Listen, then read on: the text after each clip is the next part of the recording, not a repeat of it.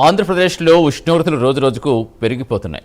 గడిచిన 24 గంటల్లో పలు ప్రాంతాల్లో 40 డిగ్రీలకు పైగా టెంపరేచర్స్ నమోదయ్యాయి. వడదెబ్బకు 20 మందికి పైగా మృతి చెందారు. అధిక వేడితో ఎండలు కాస్తుండటంతో వాతావరణంలో కూడా అనూహ్య మార్పులు వస్తున్నాయి. ఉరుములు మెరుపులతో కూడిన వర్షాలు పడుతున్నాయి. మరింత సమాచారం విశాఖ నుంచి మా కరెస్పాండెంట్ నరసింహ అందిస్తారు.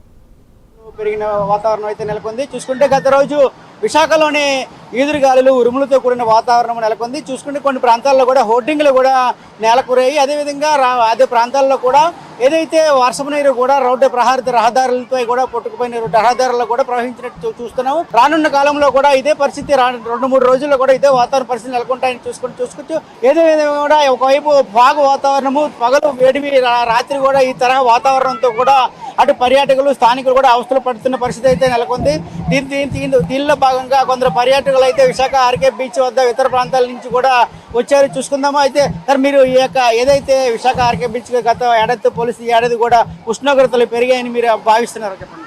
అవునండి, ఎక్కువగానే ఉన్న ఉష్ణోగ్రతలు. అందుకే మేము ఆర్కే బీచ్కి వచ్చి ఈ సంతోషం కోసం ఇక్కడికి వచ్చి అలా స్పందిస్తున్నాం. చూసుకుంటే గత ఏడాది పోలిస్తే ఈ ఏడాది కూడా అత్యధిక ఉష్ణోగ్రతలు ఉష్ణోగ్రతలు కూడా ఎక్కువగా ఉన్నాయి. ఒకవైపు ఉదయం ఈదురుగాలులు, ఒకవైపు ఈ రకమైన వడగాలుపులు కూడా వేస్తున్నాయి. అవునండి, అలాగా అవుతున్నాయి కాబట్టి నిన్న కొద్దిపాటి వర్షం పడ్డది కాబట్టి కొంచెం చల్లగా ఉంది. లేకపోతే అధికంగా ఉన్నాయి ఉష్ణోగ్రత ఎక్కువగా. అంటే ఒకసారి చూసుకుంటే వాతావరణ శాఖ అధికారులు కూడా చెప్తున్న పరిస్థితి అయితే జాగ్రత్తలు పాటించండి, ఏదైతే వాటర్ కూడా ఎక్కువగా తాగి జాగ్రత్తగా ఉండాలని కూడా వాతావరణ శాఖ అధికారులు అయితే సూచిస్తున్న పరిస్థితి అయితే నెలకొంది. అవునండి, ఓకే, థ్యాంక్ యూ. అయితే ఏదేమైనా కూడా చూసుకుంటే విశాఖ ఆర్కే బీచ్ పరిసర ప్రాంతాల్లో కూడా పలువురు పర్యాటకులు అయితే ఈ ప్రాంతం గుండా వచ్చి ఎంతో ఉల్లాసంగా సేద తీరేందుకు కూడా భారీగా అయితే పర్యాటకులు కూడా వచ్చిన పరిస్థితి అయితే నెలకొంది. ఏదేమైనా కూడా విశాఖలోని కూడా పలు ప్రాంతాల్లో కూడా పలు రకాల్లో కూడా పర్యాటకులు కూడా భారీ ఎత్తున అయితే ఇక్కడికి వచ్చి తన సేద తీరేందుకు భారీగా వచ్చే పరిస్థితి నెలకొంది.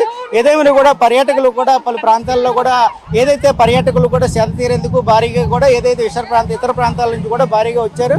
అది చూసుకుంటే వాతావరణ పరిస్థితుల రీత్యా కూడా విశాఖ ఆర్కే బీచ్ ఫాగ్ వాతావరణం, ఒకవైపు విశాఖ ఆర్కే బీచ్ పైన ఒక ఫాగ్ వాతావరణం కూడా చూసుకుంటే భక్తులు ఏదైతే పర్యాటకులు కూడా ఇతర ప్రాంతాల నుంచి కూడా ఎక్కిన పరిస్థితి అయితే నెలకొంది.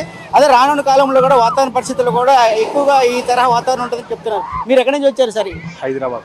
అంటే గత ఏడాది పరిస్థితి ఏడాది కూడా వాతావరణ రీత్యా ఉష్ణోగ్రతలు ఎక్కువగా ఉన్నాయనుకుంటున్నారు. అవును, అది చూసుకుంటే వాతావరణ అధికారులు కూడా చెప్తున్న పరిస్థితి అయితే విశాఖ ఆర్కే బీచ్ చూసుకోరు. ఒకవైపు ఫాగ్ వాతావరణము, ఈ తరహా వాతావరణంపై మీరేమంటారు?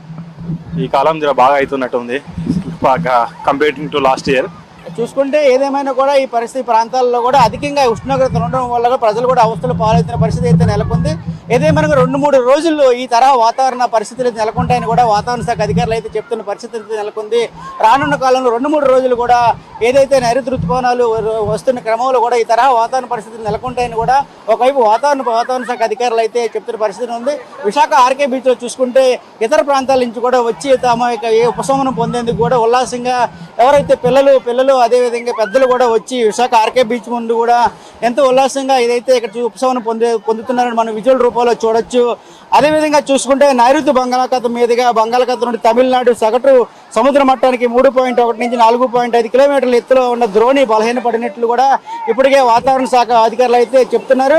అయితే రాబోయే 2-3 రోజుల్లో కూడా నైరుతి ఋతుపవనాలు ఆగ్నేయ అరేబియా సముద్రంలో కూడా కొమరిన్ ప్రాంతము, నైరుతి ఆగ్నేయ బంగాళాఖాతము, అండమాన్ సముద్రంలో మిగిలిన భాగాల్లో కూడా మరి తూర్పు మధ్య బంగాళాఖాతంలో మరికొన్ని ప్రాంతాల్లో ఈ యొక్క ఏదైతే ఋతుపవనాలు ముందుకు సాగడానికి వాతావరణ పరిస్థితులు అయితే అనుకూలంగా ఉన్నాయని చెప్తున్న పరిస్థితి నెలకొంది.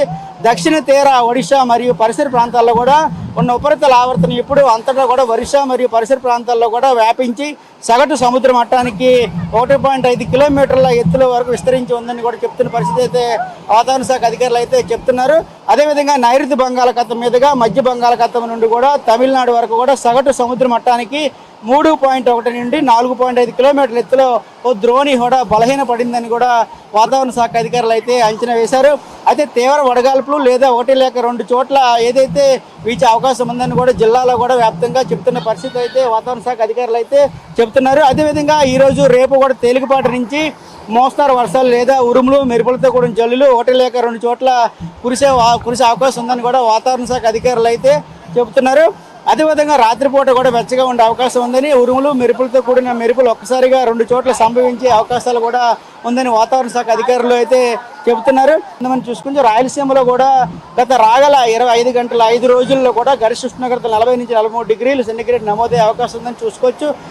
గడిచిన 24 గంటల్లో కూడా ఏదైతే వడదెబ్బకు రాష్ట్రంలోని 20 మందికి పైగా చనిపోయినట్లు కూడా సమాచారం. అదేవిధంగా చూసుకుంటే ఏదేమైనా ఈ తరహా వాతావరణ పరిస్థితులు రీత్యా రానున్న కాలంలో కూడా అటు ప్రజలు అప్రమత్తంగా ఉండాలని సూచిస్తున్నారు. అదేవిధంగా వాతావరణ శాఖ అధికారులు ఇప్పటికే ప్రజలకు పలు సూచనలు చేస్తున్నారు. ఏదైతే అత్యవసరం అయితే ఉదయం 11 గంటల నుంచి 4 గంటల అత్యవసరం అయితే తప్ప బయటికి రావద్దని కూడా వాతావరణ శాఖ అధికారులు అటు వైద్యాధికారులు ప్రజలను హెచ్చరిస్తున్నారు. చూసుకుంటే రానున్న కాలంలో కూడా ఈ తరహా వాతావరణం కూడా మరో 4-5 రోజులు ఉంటుందని కూడా వాతావరణ శాఖ అధికారులు అయితే అంచనా వేస్తున్న పరిస్థితి అయితే నెలకొంది.